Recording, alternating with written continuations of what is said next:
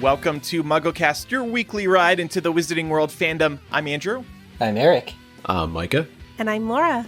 On today's episode, we're going to be celebrating Fred and George Weasley by looking at their best moments in the series, and we're going to ask ourselves, is it possible to tell the two characters apart? I would have said no. Eric's going to bring forth a compelling argument in which he says yes. And it's news to me. Not that we're doing this discussion, but I've recently learned you can tell them apart. And we are hosting this discussion in honor of their birthday, which was April 1st. So stay tuned for that in a moment. But first, I did want to mention, this doesn't directly involve Harry Potter, but I thought it was worth mentioning to this audience.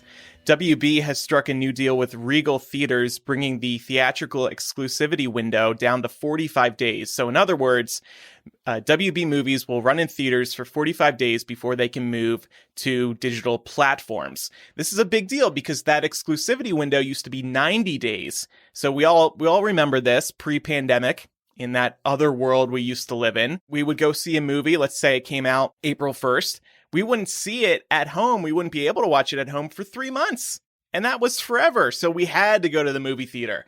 Now the window has shrunk to 45 days starting in 2022. So this means the Harry Potter angle here is that Fantastic Beasts 3 will probably hit HBO Max at the end of August 2022 because the movie is coming out July 15th. 2022. So 45 days after that would be the very end of August. So I don't think this is going to change when we see the movie. As people who podcast about the Wizarding World, it's in our best interest to see it opening night.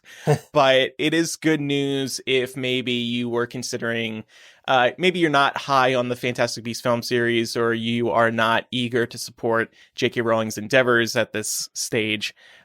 So instead of going to a movie theater, you can watch it on HBO Max. Nice. Yeah, just thought I'd mention that. Yeah, that's awesome. You know, before we get into talking about Fred and George, did any of you guys get any good April Fool's foolings? Were you fooled by anything? There's no time for that this year. There's a pandemic going on. I felt the same way. People still did it. Like, you know, news sites and everything, I think, still tried it. But yeah, some did. I think some, though, have recognized that this year and last year were not the right time to do April Fool's jokes. Like Google just came out and made a statement. They were like, we're not doing anything this year. They did this last year as well. They wanted to focus on the pandemic. Their ones were good, too. Didn't they do the thing with Google Maps where they made it like 8-bit or something? Yeah, they've done a lot of clever things. I mean, they launched Gmail on April 1st, like, I don't know, 2008 or something. That was their best prank ever. Oh, yeah. When we were all at MuggleNet, we used to have a lot of fun with April Fool's Day. Yep.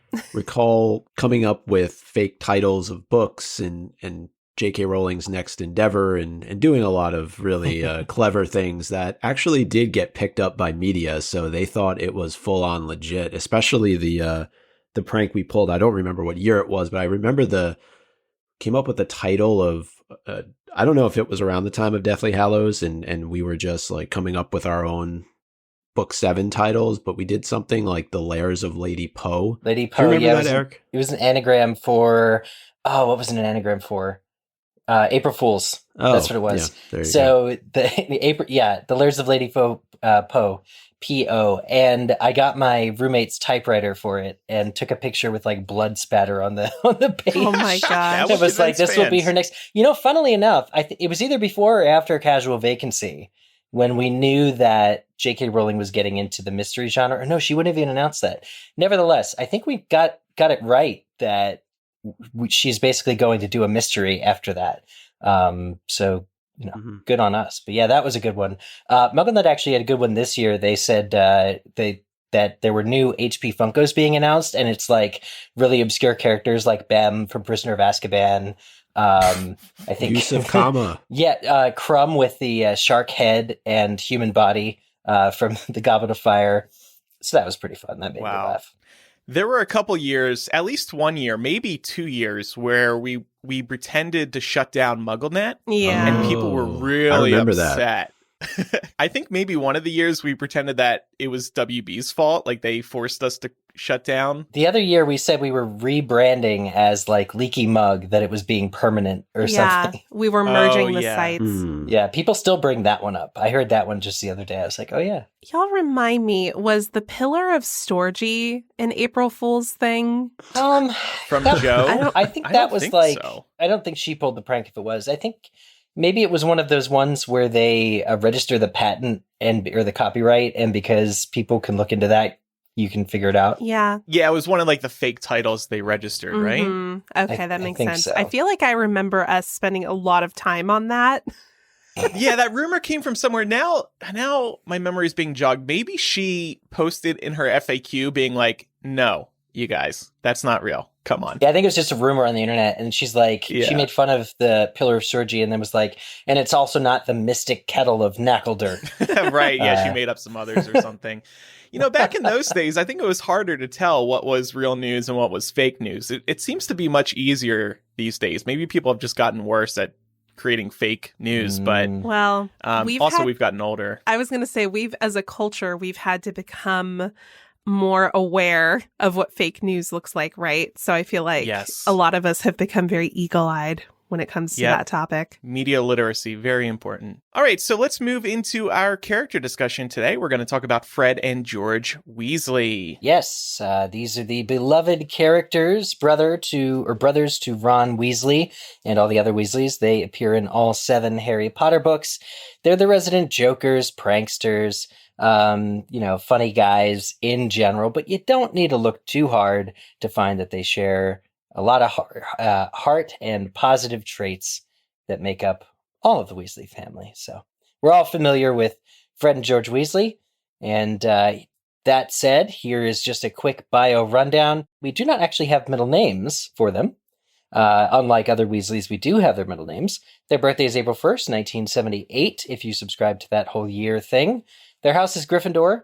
We do not know their wands or their boggarts either. So there are still some things that I'd like to get answers for, but their patronuses are both the same patronus. It's Magpie, which, according to the author, we have a saying about them in the UK, 1 for sorrow, 2 for joy, as you might know, plus they're talkative thieves, meaning the magpies. So a talkative bird sounds like, a good patronus for these guys who crack jokes all the time. Checks out. Now, as far as spouse goes, we know from book 4 that Fred Weasley took Angelina Johnson to the Yule Ball. There's that quite comical scene where he asks her out to the Yule Ball in front of Harry to kind of show how easy it is to get a girl. But it turns out that Fred died in year 7, and actually George Weasley marries Angelina, and they name their first child Fred in his memory. So how do we feel about this? Were Fred and Angelina dating outside of the Yule Ball? I think maybe afterward. I think that's, it was clear that they have an attraction to one another. I think when Fred asks her out, the book says that she looks at him appraisingly or approvingly. They have different meanings, but it's one of those things. So I think that, she's interested.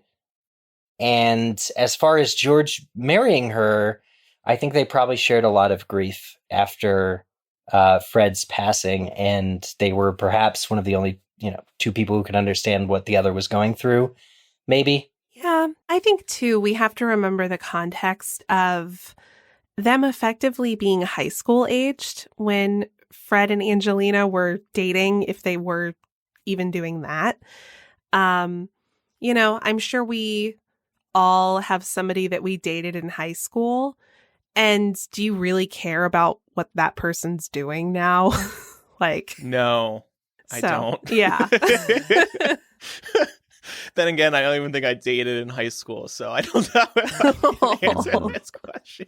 I just think it's a little weird. I mean, does Angelina feel like she leveled up when she got with George after all, instead of Fred? Yeah, she likes Weasley twins who don't die. Mm-hmm. Well, one of the things that could be a little bit awkward about this is that when Angelina looks at George, does she see Fred? That aspect of it might be a little weird at times. I don't disagree, except That's why I love that we are going to be talking about how you can tell them apart later, because they may look alike. In fact, somewhere in the books it said they're identical down to, quote, the last freckle. Usually even identical twins aren't that identical, Right. because things like freckles, that's sun damage, it's like, or can be blemishes. So that's really interesting. But I actually looked up the term for this, and it's called levirate marriage. Levirate. Storied history, mostly with religions, where the women are not permitted to marry anyone after their husband dies, except for a brother of the husband. Very restrictive and weird. We know that Fred and Angelina weren't married, but anyway, the whole term encompasses all sorts of marriages that are very similar, marrying your brother's widow, something like that. So little odd to me that this happened, but okay. And I don't really think this is that. I mean, these people grew up together. Angelina played Quidditch with Fred and George the entire time she was at Hogwarts. I could see maybe in the beginning stages it being a little awkward, but I don't see that being like a long-term theme in their relationship. Right, right. So George and Angelina have their child Fred and their daughter Roxanne as well. As far as job title, Fred and George, as we know, are really successful inventors. Now, after Fred's death, Ron actually quits being an Auror and joins George in the running of the joke shop. And since we did this for Ron, I thought we'd read the star sign for Fred and George. Yes. Being born on April 1st. Being an Aries born on April 1st, your ambition and vigor are amongst your most defining qualities. In all matters of life, you are ambitious and hardworking. This quality is reflected in your current success, but more so is a testament to the levels of success that you wish to reach in the future. Those closest to you have witnessed your ability to motivate yourself and put in an endless amount of energy to reach your goals. You would be surprised as to how many admirers your hard work has earned you. Wow. Yeah. I mean, that's accurate. Yeah, But to a T. like I said last time, I think all horoscopes are designed to match exactly Yes. anybody who reads them. So they're intentionally vague and broad, right? But we can still have fun with them for the purpose of the discussion. I mean, clearly the Weasley twins do fit well here. I mean, ambitious and hardworking. Can you name anybody that's more hardworking than the Weasley twins? They work on perfecting their joke shop for like 3 or 4 years before we even go there. Yeah. What really caught my attention was how many admirers your hard work has earned you. They have a lot of people who really look up to them, and we see it throughout the books, but none more so, I think, than at times when Ron talks about just how well accomplished they are in opening up the joke shop. So, and just the various Hogwarts students. I think a lot of people look at them, especially in Order of the Phoenix, in terms of what they're able to do. So they have a lot of admirers, even if they don't realize it. Yeah. And we really have to highlight, too, that they were working on launching their joke shop while they were full-time students. Yeah. So they were busy boys for a few years there. And there was also the fact that, you know, even their mayhem was impressive to their teachers sometimes. I think it was Professor Flitwick who left part of their swamp in Order of the Phoenix because he thought it was a good bit of magic. We did this for Ron where we mentioned his introduction scene. And yet again, I think that the Fred and George intro is a really good showcase of their character. And it is, of course, also in book 1 when Harry's looking for the platform. He spots the Weasley children, starting with Percy going through the barrier. And here's the excerpt. "Fred, you next," the plump woman said. "I'm not Fred, I'm George," said the boy. "Honestly, woman, you call yourself a mother. Can't you tell I'm George?" "Sorry, George, dear. Only joking. I'm Fred," said the boy. And off he went. His twin called after him to hurry up, and he must have done so, because a second later he had gone. But how had he done it? So I think this just perfectly showcases their joking nature, as well as their ability to have fun with the rest of their family, and the ability to really embrace their identical nature to fool people. Right. Yeah. You immediately get a sense of their personalities here, and adapted very well in the movie, too. So I know the Weasleys aren't very well loved by some of the panel. I wanted to ask Andrew, where do the twins rank in terms of the Weasleys? Yeah, I've always appreciated the comic humor that they add to the books. They're not my favorite characters. I would probably put Bill or Arthur towards the top. Or sorry, Arthur and Charlie towards the top of that. That could be a discussion for another day, though. But yeah, I put them somewhere in the middle of the list. They're definitely towards the top of my list in terms of Weasley preferences. I will say and confess, I feel bad about this, but when I think about Fred and George, I really do think about them as a package deal and less as individuals. So I'm looking forward to this discussion because I would like to be able to think of them as two separate people. Yeah. But yeah, I mean, I agree they're with definitely that. like, I would put them in like my top 3 for Weasleys. Yeah, I think that's fair. Again, just like Laura said before today, I thought that it was pretty hard to tell them apart. And now that I can tell them apart, I still kind of prefer to think of them as a package. And if that is the case, I would say they're like my favorite Weasleys. Given the fact that we don't get a whole lot of information on Bill and Charlie, couldn't you put them together as a package deal too, in terms of, hey, we just don't know a whole lot about you. The Molly and unknowns. Arthur, husband and wife. Distant let's characters. Pair them together. So the Fred and George are not all by themselves, but I agree. At least the way that they were written when I was first reading the series, I've always considered them to be a package deal because they always seem to be with each other. And I think it's almost like we should have had somebody on the show who is a twin or is a mother or father to twins to talk about what this dynamic is like. But I just think that the comedic nature that they bring to the series is much needed at times. And so I would, just for that reason alone, rank them towards the top. The reason I said they're my top as a group is because I think together they showcase some of the best traits of all the Weasleys. And I was thinking about this idea and then I was like, I should write this out. So I did. And here it is. They're like Arthur in that they like to invent things and they tinker with things. They're also very adventurous, like Bill, who studies in Egypt and does curse breaking for Gringotts. They also carve out their own niche. They don't necessarily march to an existing beat, and that's like Charlie, because he's studying dragons. Nobody knows where he is, just vaguely in Romania. They also have Percy's ambition, though it's in slightly a different manner. They're loyal to each other, the way that Ron is loyal to Harry. And they've got gumption like Ginny. And I struggled with Molly because they're afraid of her. But I would say that they're also fierce in their approach at times when they need to be. So I think they get a lot of strength from Molly. So really, I think when we like the Weasleys or we talk about qualities they like, altogether they're not traits that aren't shared by other Weasleys or that other Weasleys don't have. But the twins seem to embody, I think, the full spectrum. That is really interesting and something I've never thought of before. And I'm wondering if this was Rowling's intention. And I'm also wondering, are there any other Weasley members that do check all the boxes like Fred and George do? I don't think so. Yeah, I don't think so either. Certainly no middle child syndrome for them. No. I wonder if that's because they split it in half, like a Horcrux. Or to share the weight of being the middle children. One characteristic that came to mind when we were talking about Molly, I would say Fred and George, for the most part, are protective of the family.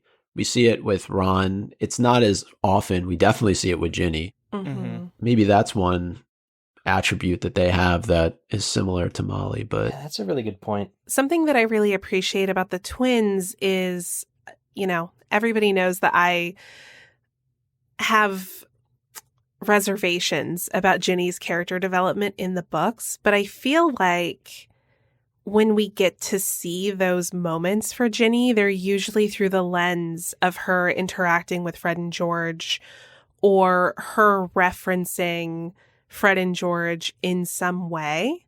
Like that whole, I think there was a chapter that ended on her saying, like, growing up with Fred and George, I know that if you've got enough nerve, you can accomplish just about anything. And so it makes me wonder if in terms of temperament, if Ginny is most like the twins. rather than her other siblings. Yes, the twins definitely have a special relationship with Ginny. Even as far back as Chamber of Secrets, like she's going through some dark stuff. They don't know it, but they try and comfort her. They'll crack jokes or they'll do things just for Ginny to like get her to smile and stuff. And I think there's definitely, she clearly looks up to them, and they have a really interesting connection, I think. I'm wondering, are the twins the most entrepreneurial characters in the Harry Potter series? And maybe we can do this with these character discussions going forward. If we were to award them a title in a classier book, I don't want to call them class clowns. That's too easy. Are they the most entrepreneurial characters in the Harry Potter series? And keep in mind, if you say this once for these characters, you can never say it again for another character we talk about. Okay, then I'm going class clown. Because there's no one. That's too easy. No, fine. Most entrepreneur. Well, okay. Are they though? To answer your question, I think so. I mean, they launched a joke shop while they were kids. I'm extremely impressed by that. I don't necessarily disagree. I think that they are some of the most entrepreneurial characters, but you have to remember Draco mended the vanishing cabinet and got a bunch of Death Eaters into Hogwarts. Like he could. I'm just thinking like business wise, though. Yeah. I mean, I don't know. Like, I feel like Draco shows a lot of smarts throughout the series that could put him in this category as well. So I don't know if I want to call him that. I think if I was going to give them like a school award, I would say like most likely to be a stand-up comedian. Okay. For each of them. I figured it out. Laura, would you say, because entrepreneurial is something different than this other word I was thinking about, enterprising? Enterprising is like being resourceful. Yeah, that's true. That could be more Draco. Yeah, so I'm thinking definitely as far as business-minded, that's the twins. They start their own, but we don't know anybody else that starts, like, Hermione starts Spew, which is interesting. But that's, more of social justice and sort of non-profit, whereas the twins market their own line of products and have that going the last couple of books. What would you title them, Micah? Most likely to succeed in business without really trying. There you go. It's effortless. Most twinny too. Yeah. What? Most twinny. Oh yeah. Well, Parvati and Padma Patil. Well, they're twinny, but are they the most twinny? You're right. They're in different houses. That must mean that they have different personalities. What I find hard about calling them class clowns is they're not really in class with Harry. I don't know, can you give them that designation without actually getting to see what they do in their own year? Well, is anybody else funny in Harry's year? We just don't know about it. I don't know. Maybe that's getting a little bit too into the weeds. No, I think that's right. There's those couple instances where the whole school witnesses it. Like they'll act out in the Great Hall. 2 instances come to mind. One is the school song that Dumbledore conducts, like a funeral march, because they're really dragging it out. And then the other one is when Dumbledore introduces the concept of the age line for the goblet. Fred just shouts, "You're joking!" in front of everybody. So like he just being disruptive, not really bowing to authority. And Dumbledore is always making eye contact with the Weasleys during his speeches. I think it fits. Class clown for me. All right. But anyway, I'm glad we had that little preamble because here's the answer. Here is how to tell Fred and George Weasley apart. And this was mind-blowing to me because just like you guys, I would always package them together. It doesn't help that 95% of the time they're seen together and they're shown to do things like finish each other's sentences and stuff like that. But I actually came across a couple years ago, I don't know who it was, somebody said to me, they singled out a twin and they were like, "Oh, I love when Fred does this." I'm like, what are you talking about? How do you know which one it is? And they said, well, you can absolutely tell if you look closely. And it's taken me several years, but I finally looked closely. So for the record, could you guys tell them apart? Do you guys have any sort of indicator before going in that there is a difference between Fred and George? Yeah, no? No, I too have seen them as a package. So I've never bothered to even think about it. Like I just assumed that they were actually the same and you can't tell them apart. Right. I mean, the books don't Very help ignorant. with that. Yeah, Yeah. Mm-hmm. I would say maybe in Deathly Hallows I could tell them apart. Wow. Oh my I mean, after Now, is that because, let's be George clear, loses Mike, his is ear. that because one of Come them on, dies and the what other am I one talking lives, about? or the other one No. has one ear? And one ear. It's just very helpful. Still dark. Oh my god. But I like dark humor. You're such a troll. Okay. Well, at least in the books, it turns out Harry can tell them apart by voice when they're stuck in the fireplace. Puberty? Like one hit puberty before the other? That shouldn't be a thing. But no, they're stuck in the fireplace at the Dursleys, and there's a point where it's mentioned that Fred's voice said something, and Harry's just noting that it was Fred's voice. I'm like, wow, they even sound... People who know them can more or less tell them apart. And even though we read that quote from Molly, or on the platform where she was struggling, they all pretty much address the twins correctly. And, Ron says things. In fact, a lot of the stuff we have from like Ron's early childhood, he'll distinguish which twin, turned his teddy bear into a spider and all that. The characters can tell. But here it is. Here is the answer we've all been waiting for between Fred and George. Fred is the most likely person to take initiative, even if it's in a joke. So, for instance, here's a main quote from George. "Hi," said Fred, reaching the bar first and counting his companions quickly. "Could we have 25 butterbeers, please?" This is when they go into the hogshead. Like, he reached the bar first. It wasn't anyone else, So just like I'm kind of considered the leader here on the show because I host it. And just like Fred, I always order all the drinks at the bar with all y'all's credit cards because I'm not paying for all this. When you started that sentence, I was like, and then you were like, all y'all's credit cards. And I was like, yeah, there we go. I'll go get the drinks. I just won't pay for them all. Interesting observation here, though. You mentioned earlier, Eric, that Fred was born first. Yeah. Where are you going? Well, he's always been the leader. He's always been first. Oh, the leader. Does that mean they're a leader if they were born first? Like, I'll exit the womb first. Well, no, of course not. But we know that these books are littered with symbolism. And I just don't see this being a coincidence. Okay, I that's like fair. that. Yeah. I also like that it's alphabetical. That's how I can tell who's older, is Fred then George, some of the times. But the other thing I'm thinking about, I mean, even if you look at how many times they were mentioned, due to being more active, but Fred actually is mentioned over 900 times in the whole series, and George is mentioned 731.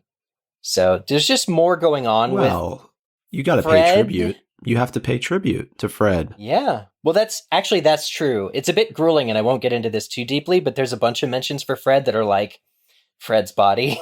It's talking about what happens to him after he dies and how the family is crowded around it and is not great. So that accounts for at least 30 of these mentions. But anyway, so he is more of the leader. We'll get into specific examples of that. But as a sort of secondary personality trait, and the one that is most easy to distinguish Fred with, is that Fred takes things too far.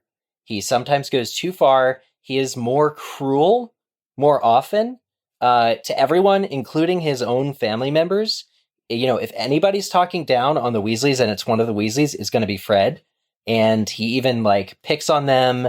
And there's just so many examples in the books. I found almost too many examples of him just taking it a little too far. And we're going to read some of these excerpts. So while the twins needed living beings to test their sweets on, Fred dropped the tongue toffee for Dudley.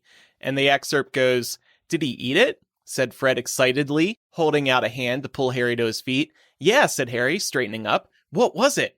"Tongue toffee," said Fred brightly. "George and I invented them, and we've been looking for someone to test them on all summer." So the key word there, like I emphasized, was excitedly, to Eric's point about cruelty. And then this other excerpt, "I didn't give him anything," said Fred, with another evil grin. "I just dropped it. It was his fault he went and ate it. I never told him to." "You dropped it on purpose," roared Mr. Weasley. "You knew he'd eat it. You knew he was on a diet." Yeah, so Fred does get off on testing his... Dudley was on a diet? Yeah. Wow, I think Harry wrote I that. forget. from Harry Potter. I do vaguely remember that. Yeah, I think Harry wrote it in a letter to them before they came, and then so Fred sees this opportunity. Look, I mean, he says George and I invented them, right? He knows, he gives his twin credit, but it was Fred who ultimately was like, this is a good idea. I'm going to drop this, kind of pretend it was a mistake, and we're going to get our test results back. There's so many examples of this. They take Fred actually, quote, rescues a salamander from the Care of Magical Creatures class, and the salamander eats a firework just to see what would happen. Pretty sure the salamander's okay, but it's stuff like that. Fred takes the lead on these things. And I feel like we're kind of conditioned to hope and believe that the twins know where the line is, right? They have that whole bit where they talk about, like, we know where the line is. Like, we might put a toe over it every now and then, but we would never actually do anything that caused any real damage, which is possibly the optimistic way to look at it. But when you're talking about these sweets and sort of the chemical reactions they're causing people, how can they know for sure that they're not going to hurt people? No, they can't. Yeah. I mean, yeah, they try some of them on themselves. Obviously, like, they're not above that or afraid of that, but there's no way they should have done it to Dudley, who's also a muggle and therefore has different sort of blood chemistry, blood work. Well, also, doesn't Hermione start to get pretty furious with them at one point for testing it out on younger students? Yep. Yeah, they were testing the fainting fancies on first years. Yeah, and they have, like, isn't it Nosebleed Nugget? And there's no, like, immediate cure, so a bunch of kids are just, or maybe that happens once by accident. But yeah, I mean, George willingly goes along with the human testing element, but again, and so there is blame to go around. But my point is, it is Fred that sort of led the charge there, and that's just a theme that consistently shows up in the books. Yeah, and I think it's also indicative of the culture they grew up in. I mean, we've talked so many times before about how Hogwarts is a security nightmare, and there are lots of things about the wizarding world that are inherently quirky, if you want to be positive about it. So I don't think that relative to the entire context in which Fred and George exist, I don't think that they're cruel, horrible people. I just think that they're very much reflective of the norms of the society that they exist in. It's interesting you say that, because as we start to go through these examples, I'm almost starting to think, is there, a good twin and a bad twin, a left hand and a right hand? Because that's normally the case when you are dealing with twins in literature, right? There's a little bit more of a dark side to one, a little bit more of a lighter side to the other. And I don't think we spend enough time with Fred and George to really see that, but these examples are definitely starting to show some of that. They do get more damning, that's for sure. Here's one. Laura, will you take this? Sure. So this is an excerpt where they're making fun of Percy, and it goes... "Harry," said Fred, elbowing Percy out of the way and bowing deeply. "Simply splendid to see you, old boy." "Marvelous," said George, pushing Fred aside and seizing Harry's hand in turn. "Absolutely spiffing." Percy scowled. "That's enough now," said Mrs. Weasley.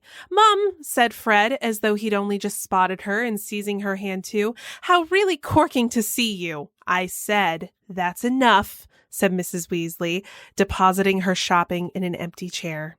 That's in Prisoner of Azkaban when Percy's like, "Oh, Harry, sir," very all formal and full of himself. Sure, Percy can be taken down several levels, and it's probably good for him. But after Molly has told the twins that was enough for Fred to then continue the joke, is my only point there. Right. That's, he goes too far. Well, and it also says that Fred elbows Percy. George just pushes him. Yeah. Mm-hmm. We also have another example here where Fred assaults Flint after attacking Alicia Spinnet, then speaks out when Madame Hooch penalizes both of the teams during Quidditch. Angelina was nearly thrown from her broom as Marcus Flint went smashing into her. "Sorry," said Flint as the crowd below booed. Sorry, didn't see her. A moment later, Fred Weasley chucked his beater's club at the back of Flint's head. Flint's nose smashed into the handle of his broom and began to bleed. That will do, shrieked Madame Hooch, zooming between them. Penalty shot to Gryffindor for an unprovoked attack on the chaser. Penalty shot to Slytherin for deliberate damage to their chaser. Come off it, miss, howled Fred, but Madame Hooch blew her whistle and Alicia flew forward to take the penalty. So here's an example. Fred threw his bat at the guy and then complained that he got penalized for throwing his bat. And he was, looking out for Alicia, so we can't really fault him for this. But no. I think it does add to your point here that he will go there if he needs to. Yeah, I mean, we understand, like, even broken bones in the Wizarding world are really not big deals. And in Quidditch in particular, everything goes. Like, there are moments of George, like, fist fighting and things like that, too. But this was a particularly egregious one where I'm like, man, his mostly his complaining about it was the problem. But I love how the focus, is on the front of his face where he broke his nose or damaged his nose. But what about the back of his head? He just got a club chucked in the back of his head. His head is fine. I guess the back of his head is fine. It's got a strong noggin. Thick-headed Slytherins. So here's a summary of just some other little things. Again, trying to drive the point home about Fred going too far or being the leader. This is when they're talking about OWLs for the first time in book 5. Kenneth Towler came out in boils, do you remember? Said Fred reminiscently. That's because you put Bulbadox powder in his pajamas, said George. Oh yeah, said Fred, grinning. I'd forgotten. Hard to keep track sometimes, isn't it? So they were trying to talk about how the stress of exams was what did it, but nope, it was Fred doing an unprovoked attack on somebody's pajamas. Like, yeah. Come on. I wonder, this kind of thing really strikes me as adolescent ribbing. I just feel like this is something that most people grow out of. And Fred just didn't get the opportunity to grow out of it, to his credit. So that's possible. I mean, when you listen to all the stories of Ron being a kid, Ron says Fred once gave him an acid pop that burned a hole through his tongue. Can you say too far? It's an acid pop. You think there's a little discomfort that could have scarred Ron. And in fact, Ron's whole fear of spiders, we mentioned this, is because he tricked him into, he also turned his teddy bear into a spider. And it was also Fred who tricked Ron into nearly making an unbreakable vow as a kid, which may have killed them. And there's even an excerpt, although I didn't read all of Fantastic Beasts and Where to Find Them, there's an excerpt in the margins, because remember the original copies had all their school notes. And according to what Ron writes in those margins, Fred killed Ron's pet Puffskein by using it for bludger practice. He was just getting ready for Marcus Flint. Well, and I believe everyone on this panel has a younger sibling. That's correct, right? Yep. Mm-hmm. Didn't you ever pick on your younger siblings? All the time. My younger sibling picked on me, Oh, wow. Sorry, Eric, I went the other direction. Yeah, what happened there? Come on. So 2 more here. It's Fred who bewitches Percy's prefect and later head boy badge. Fred also tells Harry that Ginny's into him, and it keeps going on about Molly being attracted to Lockhart in book 2. He mentions it a bunch of times. And later in book 5, when Ron becomes a prefect, here's how the 2 twins, to illustrate their differences, here's how they take it. No way, said George, in a hushed voice.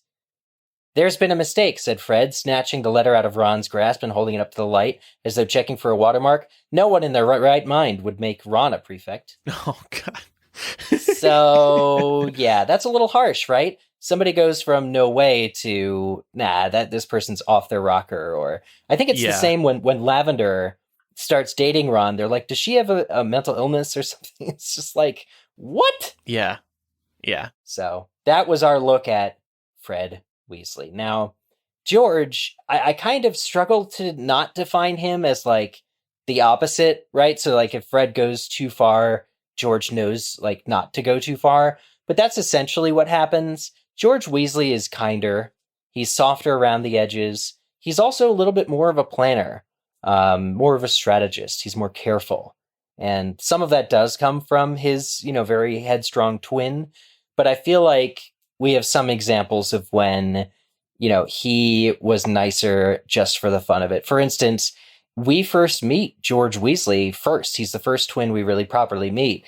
And he walks up to Harry, who he does not know, and asks to help him with his trunk. He says, "Want a hand?" "Yes, please," Harry panted. "Oi, Fred, come here and help." With the twins' help, Harry's trunk was at last tucked away in the corner of the compartment. Then, "What's that?" said one of the twins suddenly, pointing at Harry's lightning scar. So George is just randomly going around asking people if they want hands getting their trunk on the train. I don't think that is something that Fred would do. Yeah. It makes me wonder if George is maybe more like Molly than Fred. Okay. Like if we think about them in comparison to the adult figures in their lives, if you were to say like of Arthur and Molly, which one do you think each twin is more like? I kind of like from this conversation so far, I'm kind of feeling like George is temperamentally more like Molly. Yeah, that's interesting. I like that a lot. And then Arthur, do we see Arthur lose his temper? I guess a couple times, right? Yeah, there's probably a couple situations. Yeah. I like this other example you have, actually, and it seems like you were more unsure about it, but when they are consoling Ron about Scabbers, it's actually George who does more of the consoling. So the passage goes, it starts with Fred. "Come on, Ron, you were always saying how boring Scabbers was," said Fred bracingly. "And he's been off color for ages. He was wasting away. It was probably better for him to snuff it quickly. One swallow. He probably didn't feel a thing." And then Jenny says, "Fred!" And then George says, "All he did was eat and sleep, Ron. You said it yourself." So there's not a super clear-cut difference here, but it does seem like George is the one who's actually trying to be like, hey, look, he didn't add much to your life anyway. He was just eating and sleeping. Yeah. Whereas Fred was a little more brutal. Yeah, Fred's like evoking imagery of Scabbers being swallowed alive. A single swallow. Which, I mean, he's not wrong. No, he's not wrong. But it's probably not the best thing to say. Yeah, well, no. And it re-traumatizes Ron because he's just thought that he's now mentally picturing his pet rat that he's had for years being devoured by the cat, which is exactly the thing that he wishes he didn't picture. You could also, though, look at George reacting to Ginny in this moment, too, and taking a step back after she calls out Fred. So I wonder if that has anything to do with it. Yeah, that's a really good point. I was thinking here sort of to George being more of the practical planner of the two of them. He's still reminding Ron, like, you didn't like Scabbers. Like, you've never liked him. But let me be a little softer about giving you that reminder than my twin was. Yeah. It sort of perfectly illustrates how softer George is in these next two quotes from book 4. Mikey, you want to take these? So the first example comes from when they're writing to Ludo Bagman about him stealing their money in Goblet of Fire. As Harry watched, George shook his head at Fred, scratched out something with his quill, and said in a very quiet voice that nevertheless carried across the almost deserted room, "No, that sounds like we're accusing him. Gotta be careful." So there's George. This is evidence of, I would say, stratagem. Like, George is like, you can't just come out and say, you gave us leprechaun gold and stole our bet money, which he absolutely did. He's sort of going for a more measured approach as opposed to what Fred is doing, because they are ultimately trying to get their money back. Well, it would almost be like if they were in person with Ludo, you would think George would be the one sitting down and having the conversation with kind of Fred pacing in the background, ready to hit him over the head with his beaters club. Yeah. Well, actually, they do interact at the Yule Ball. Fred comes right up to Ludo and says, "Hi, Mr. Bagman, can we buy you drinks?" And Bagman's like, no, and leaves. So there's Fred's direct approach and, sort of versus George, let's write him a letter kind of a thing. Yeah. Mm-hmm. And this is also George being smart and realizing that when you put something in writing, that's forever, right? But if you have a heated conversation with someone one-on-one, all it is their word saying they accused me of stealing their gold. But when you're putting it in writing and sort of making an official declaration, you don't want to be quite that direct, because if things are to escalate in any way, you don't want written evidence of your accusation floating around out there. So it's very smart. And then you also have, following the Triwizard Tournament, Harry giving his winnings to Fred and George. George says kind of very softly, "Harry, thanks," while Fred just nods fervently at his side. Yeah, that's like an extra thank you after the original whole scene where he's like, I'm going to flush this down the drain if you don't take these galleons. George circles back, and this is on the last page of the book, in Goblet of Fire, just circles back and gives an additional thank you. And we know by that point that they're not getting their money back from Ludo because he's on the run and owes a lot of money to a lot of people. And it really means a lot to them. And so George, again, just takes the time to make sure that it is known. So right. Definitely softer. I just wanted to take a second here, though, to also acknowledge the relationship that Harry forms with Fred and George. He really does become a brother to them. And I think a brother more so at times than even Ron. And that's kind of crappy to say, but it's true. And I think this moment in particular, I know it's a financial transaction, but I think it's the meaning and the thought behind what Harry is doing, because he's laying the foundation for Fred and George to move forward and do what they want to do with their lives. And I think this moment in particular really just kind of solidifies the bond between them. That's a great point. I don't think it's cruel to say that Harry had a more brotherly relationship with Fred and George than Ron did, because when you're growing up, like we mentioned a few minutes ago, you have these testy relationships with your brothers or sisters. You're taunting them, you're teasing them. It's just what you do as kids. And like, God, I used to do it all the time with my brother and sister. So I think it was completely natural for Harry to build this relationship with Fred and George. And like you, I loved this relationship between them. I love that Harry helped them set up their business. I've joked on the show a couple of times that this kind of reminds me of Shark Tank, the show on ABC, where these investors invest in entrepreneurs. That's what I see here with Harry. I just think it's awesome. Well, and not unlike those investors, Harry is impressed by Fred and George. He always has been. Like, here's a real opportunity to, bankroll them, but he just likes, I think it's because they have the distance that he doesn't have with Ron, because he's so close to Ron all the time, that Fred and George are just out there making changes in the world and doing like great things. And Harry he's in a position to appreciate that. And then when it comes time and he's got these Triwizard winnings, more money he doesn't need, not to mention he probably sees it as blood money because Cedric just died. He sees an opportunity, and actually he does tell them to get Ron better dress robes with it. So I mean, that won't cost all 1,000 galleons, but he does spare a thought for Ron in that sentence as well. Well, at the Wizarding World theme parks, it'll cost 1,000 galleons, but in the Wizarding World, like the fictional one, probably not as much. At the Wizarding World theme park and Super Spreader event, you mean?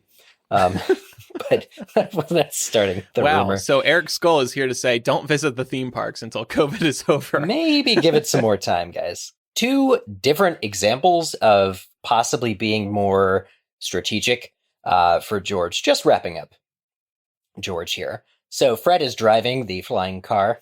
Proves Fred's a leader. But it's actually George who, you do what everybody does in the passenger seat. You're the navigator, right? And it's actually, this is before GPS. Of course, it wouldn't work even if they had it. But George is the one who's telling Fred, you're going too far west, and, we'll be there in 10 minutes, like circle back around. So he's navigating. And this really speaks to George's, again, just more planning nature. There's something to it. I actually think he's almost like what Ron should have been as far as strategy. He's like got the smarts for the business. Like, the whole Ron thing with the chess set in book 1 didn't really pay off. But I think, Ron and George are very alike in that way. Actually, another thing, Fred is sort of checked out in book 5, and when the Order is discussing the weapon, and what it might be. And it's just weird because George has this line where he says, maybe it's something that can kill loads of people at once. But like, fine, they're all part of a discussion, but Fred, who's in the room, is not saying anything. So it leads me to believe that, George is actually really interested in kind of pinning down what it is that Voldemort is doing and is offering at least some advice to further that goal. So I think George really is the more strategic of the two, and Fred is more like the act fast kind of guy. Well, when I do a reread of the books, which I hope to do soon, I'm going to be looking at these two very differently and critically for the first time. Yes! Because like I said, I keep merging them together. One and the same, two peas in a pod. But now I'll try to read them differently. That was the whole goal, honestly. But here's a perfect example to send us out from the differences discussion. Who would like to read it? You know what? Said Fred. I don't think we are. He turned to his twin. George, said Fred, I think we've outgrown full-time education. Yeah, I've been feeling that way myself, said George lightly. Time to test our talents in the real world. Do you reckon? Asked Fred. Definitely, said George. And they were off. An answer. Call an answer, everybody. Fred leading again. Before we kind of wrap up this part of the discussion, I do think it's worth mentioning just how well James and Oliver Phelps portrayed Fred and George in the Harry Potter movies and just their overall involvement in the fandom. I don't think there's an opening that has taken place over the last 15 to 20 years that they have not been a part of. They're always there, and they do a great job, honestly. And we were fortunate enough to sit down with Oliver Phelps, who plays George, all the way back in episode 235. So if folks want to go back and give a listen, it was a fun interview. It also actually is the same podcast where we sit down with Harry Potter director David Yates. Ooh. An eventful episode. All right, so we also asked our Patreon supporters at patreon.com/MuggleCast, what are your favorite moments in which the twins are together? So Katie said giving the Marauders map to Harry. I think this happened mainly for plot reasons, but it was very cool of them. It was. Yes. Iconic item in the series. Steph says, I love every time the twins exceed expectations and decide that they're going to be part of the resistance. Some examples: using the extendable ears to spy on the Order of the Phoenix meetings, starting their own news radio show in the middle of the war, and using their shop to produce defensive supplies for the ministry. So cool. Yep. Stephanie N. also says, I love the swamp that the twins make too. I think it's such good magic, and I love that the teachers keep a little cordoned off way to pay homage to them. Getting back to Steph's comment real quick, do you guys think that the Weasley twins would have tried to develop their own COVID vaccine and distributed it at Weasley Wizard Wheezes? Ooh, or would they be on the side of the joke vaccine that makes more people it has fun intentions of being funny, but makes people distrust vaccines all the way more? Oh gosh, I hope not. Well, maybe it would prevent you from getting COVID, but also you would turn green or something like that. Okay. Yeah, you're right. Because they are always feeding people stuff that harms them. Yeah, you get the vaccine and it prevents you from getting COVID, but when you get the injection, confetti bursts out of your ears. I could see them doing something that's like that. Okay, good point. That's a good compromise for the worst possible scenario.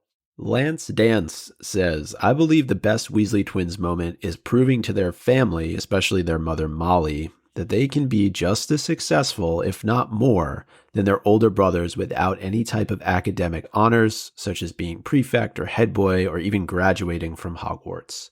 Up until they open the successful Weasley Wizard Wheezes in Diagon Alley, they're often undermined of their remarkable abilities due to their carefree and even reckless behaviors in all of the books leading up to Order of the Phoenix. Even Hermione points out that although she disapproves of the contraband products they solicit at Hogwarts, she does note that the type of magic they are conjuring is exceptional. The Weasley twins are prime examples of how you can obtain success when you can combine your passion with persistence in hard work. That's Indeed. great. Yeah. Natalie B. said, my favorite film moment was them disturbing the exams with Umbridge. Perfect way to leave the school. Ah, ha, ha, Yep. ha.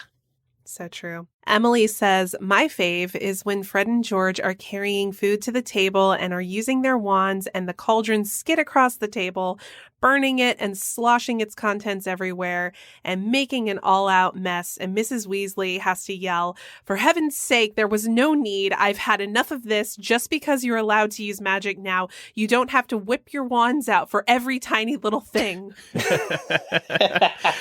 That might be my favorite moment too. That's great. It's such a kid and parent moment, you know, it's like they're taking it an extra step. Oh yeah. And those are the two kids you don't want to reach this stage because you just know everything moving forward is going to be a disaster. Well, it's like they're apparating, right, too? Like where they apparate everywhere just because they finally can. And I think we would all be in this situation too, right? If we can finally start conducting magic whenever we want, like we would want to use magic all the time. I think it's part of living. It's like when we all learned how to drive, right? Like when you first got your driver's license, it was like, does somebody need something from the grocery store? I'll go. Right. Don't worry, Mom. I'll go to the post office for you. Yeah. Oh, you need a ride? Now it's like, drive yourself. Yeah. Right, get an Uber. Now I don't want to drive at all, but back then it was very exciting. Sarah M. adds for a group moment. In the CUS book, when they think it's absurd that Harry would be the heir of Slytherin, and they go around saying things like, seriously, evil wizard coming through, it's silly but a good show of support for Harry. Also, I love their involvement in the DA and how they support it wholeheartedly from the first. Also love them on Potter Watch and Deathly Hallows, fighting about their code names, Rodent and Rapier. And finally, Joseph S. says, my favorite Fred and George moment is when, in book 1, they get into trouble for bewitching snowballs to bounce off the back of Professor Quirrell's turban. At the age of 13, they were literally pelting Voldemort in the face with snow. Legends. Yep, such a great moment. Mm-hmm. All right, we'll be moving on to our Wheezes product game momentarily, but first I want to take a quick moment to tell you about one of our show's sponsors. They're Third Love, and they make the best bras on the market. With more than 80 sizes to choose from, their perfect fit promise, and their super easy fitting room quiz, you really can't go wrong with these bras. I've been wearing Third Love's bras for a couple of years at this point, and I am never going back. With their signature memory foam cups, no-slip straps, and scratch-free band, these are the most comfortable and supportive bras I've ever owned. And bras aren't the only thing Third Love does well.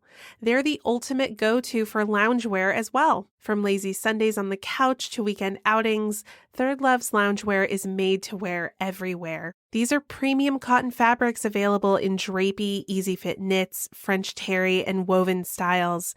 And just like their bras, Third Love has a variety of sizing options, from extra small to 3X, all in the quality and fit you expect from Third Love. Third Love knows your one true fit is out there, so right now they're offering our listeners 20% off your first order. Go to thirdlove.com/MuggleCast to find your perfect fitting bra and get 20% off your first purchase. That's thirdlove.com/MuggleCast for 20% off today. Coming off of our discussion on how to tell them apart and their successes together, we've got a segment in which we'll be reviewing our favorite Fred and George quotes of all time, and that's actually taking place in bonus MuggleCast, which will be recorded later and go live to our Patreon. But the fun segment we've got for the show is a Weasley's Wizard Wheezes product game. And, you know, that's the other thing is Fred and George, there's so many things to talk about when talking about them. Like it's a massive sort of just subject. And Weasley's Wizard Wheezes and their products and their joke shops are another brilliant sort of aspect or facet to these already cool characters. And so I thought it'd be fun if we each pick an item from the Weasley's Wizard Wheezes page on HarryPotterFandom.com and decide to gift it to one of our fellow hosts. First of all, shout out to the Weasley's Wizard Wheezes store in the Wizarding World theme parks. They are very, very good. I mean, just a really magical place straight out of the movie. So many products that you can only get at these stores. Just really remarkable if you haven't been there yet. So my gift is to Micah. Oh, And yeah, I would get you this umbrage on a unicycle gift. Now, this is actually in the theme parks. I'm not sure if you see it in the books and movies, but there is a rope going across the store, and there is an umbrage robot on the rope. Maybe it is in the store in the books or the movies. And it's in the movies. And she's going across and she's yelling things like, I will have order, and I really hate children. And Micah, I just like the thought of this rolling across your bedroom back and forth as you record MuggleCast, on silent mode as we record MuggleCast, but yelling at you during the week. So nice. Well, I appreciate that gift, and in return, Andrew, I actually have a gift I think would really do well for you. That's the Lucky Dip box. It's kind of like a loot crate, and I just feel like it would be right up your alley. And you never know if you're going to get something good or you're going to get something bad. So, and I have no idea what would be in this Lucky Dip box, but I just imagine you coming down on Christmas morning, opening it up, and there you have your vibrating broomstick, finally. Inside the Lucky Dip box. Excellent. Okay, sure, I'll take it. This is this is the original Loot Crate box, it sounds like. Well, Laura, judging by how this has turned out, my gift is for you. And it is, I promise it wasn't originally planned for someone else. This is actually something that is found in the Wonder Witch section of the Weasley's Wizard Wheezes shop. And it is, of course, the patented Daydream Charm, which is virtually undetectable and highly realistic, gives you 30-minute daydreams, allows you to slip sort of unnoticed into... I just feel like we all could do with some daydreaming. I haven't daydreamed in a really long time. I think she already has something for that, but that's okay. No, I'm sorry. I didn't mean to interrupt. Please. So I think we all deserve a little fantasy every once in a while, and so I've gifted this for you. Thank you. And in return, I have a gift for you, Eric. So I want to give you Weather in a Bottle. It's a product that was sold in 1996, according to the wiki. It presumably held wind or water of some kind of weather that, when unleashed, would affect a small area around the bottle. And I just like the idea of this because it gives you the opportunity to create whatever ambiance you want. And I know that that's fun. Sometimes Chicago winters can be a little bit brutal.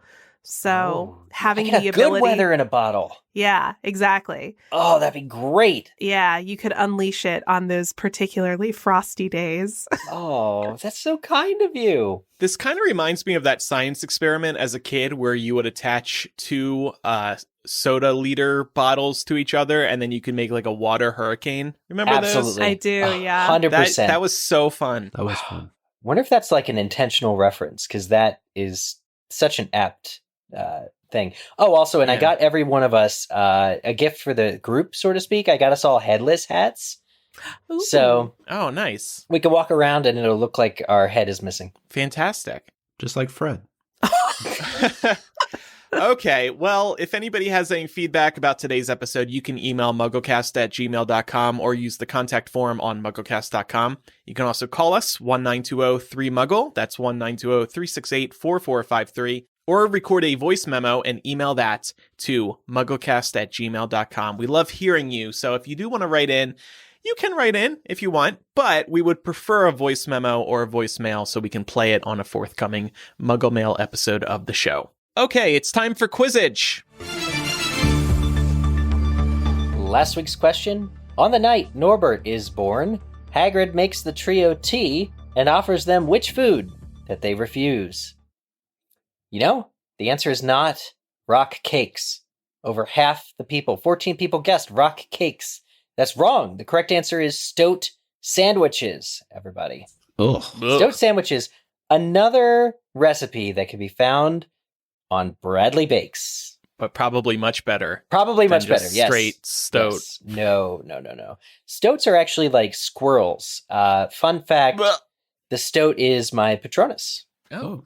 correct guesses, who did get it right, were submitted by I'm Malfoy, somebody named Spelly Ellie, Shuhas, Irene, Zack Attack, Janine, Karast, and Bort Voldemort. Congrats to all of our winners. Next week's question.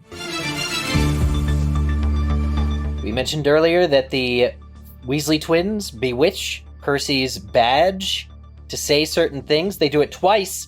What 2 phrases do they make the badge say? Or badges say? Happens in 2 separate books. We're looking for 2 phrases that the Weasley twins bewitch Percy's badges to say.